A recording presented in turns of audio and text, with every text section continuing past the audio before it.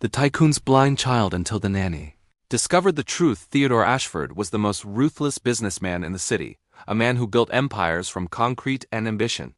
Yet in his penthouse high above the glittering streets, he kept a secret as guarded as the vault in his office.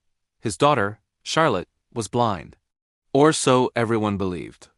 The doctors had declared it years ago when Charlotte was 5.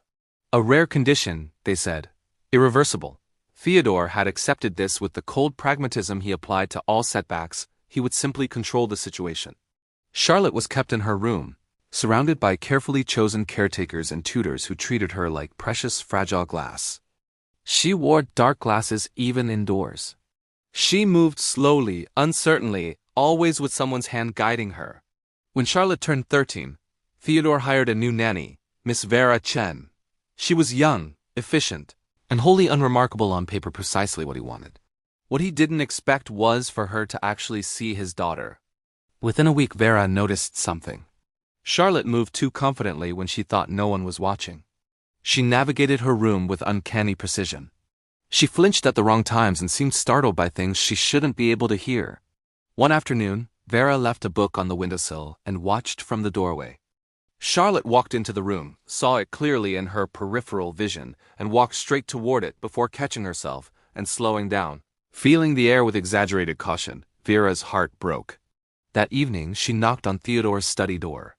"Sir, I need to speak with you about Charlotte." Theodore looked up from his papers, irritated. "Is there a problem?" "No," Vera said carefully. "I think there's been a misunderstanding. I believe your daughter can see." The silence was deafening. Theodore's face turned to stone. "The doctors had her at 5 years old," Vera interrupted gently. "Children are suggestible. If they're told they're blind, told the world is dark, told they can't do things ... some of them believe it. They live it. They become it." Theodore wanted to dismiss her, to call security and have her removed. But something in her voice, certainty mixed with compassion, made him pause. The next morning, Vera asked Charlotte to help her in the garden. "I brought glasses to plant," she said, setting them on the bench, slightly out of Charlotte's usual reaching distance. "I'm going to need your eyes. Can you spot a good place for these?"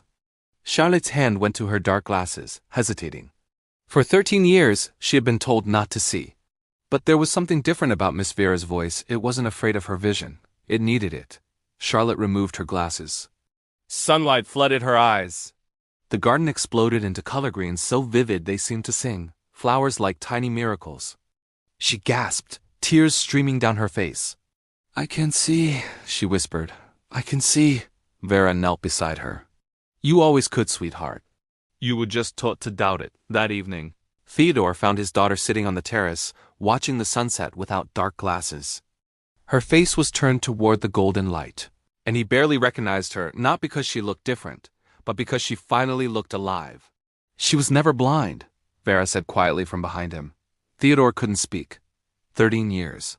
He had kept his daughter imprisoned in darkness, not out of cruelty, but out of his desperate need to protect her, to control what he could not accept. He had accepted a diagnosis without question and built a prison around it. He walked to Charlotte and sat beside her. For a long moment, neither spoke. "I'm sorry," he finally said. "I thought I was protecting you." Charlotte looked at him with eyes that could now see, truly see. "I forgive you, Father. But I forgive Miss Vera, too, for believing I could." Theodore reached out and gently removed the dark glasses from her hand. As he did, something cracked open inside him, the walls of control and certainty that had defined him for so long. The Tycoon had built his empire on the foundation of believing nothing was impossible. It took a nanny and a 13-year-old girl to show him that sometimes the most important thing to believe and was in success, but in the strength of those we love. Charlotte went on to study art history. She painted sunsets and gardens and the faces of people she loved. And in the corner of every canvas, hidden but present, she placed a tiny figure, a nanny who had given her back her sight by simply refusing to accept the blindness that had been imposed upon her.